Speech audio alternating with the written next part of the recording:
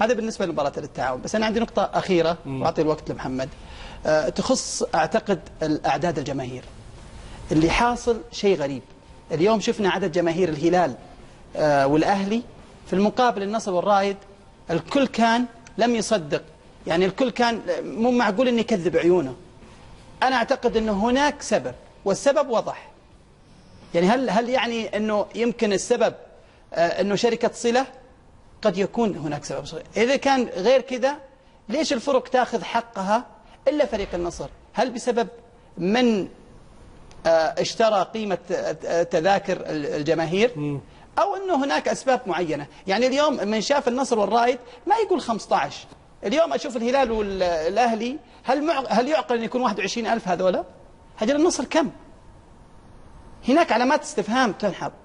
ما هو موضوع تعصب، موضوع أنه أبغى أعرف السبب. كيف مباراة تقولون أنتم والله ما نصدقوا عيوننا؟ طيب وكيف اليوم مباراة الأهلي والهلال وأنتم تعطونها أو زيادة؟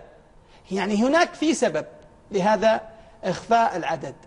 وأنا أعتقد، وممكن قلتها لمحمد يوم تكلم عن الجماهير، قلت ما عندكم صلة. أنا أتمنى أن يكون مخطئ في موضوع أن لا يكون بسبب العقد اللي بين النصر وصلة أو استثمارها لسنوات قادمة، أن يكون النكسات والأشياء اللي تسير والمعاناة والأشياء اللي تصير لجماهير النصر في تقليل واللي قاعد يصير في الوسط الرياضي، أن ما يكون هذا السبب. يعني نشوف كوبونات يا تركي، هل يعقل الشركة المفروض تحط كوبونات متسلسلة؟ لا تجيب لي كوبونات 30,000 وتجيب لي واحد من الجمهور طالب. طيب أنت ليش تخربط بالكوبونات بالتسلسل؟ طيب. ليش ما تجيب مثلا من 1 إلى 15,000 أو لين 20؟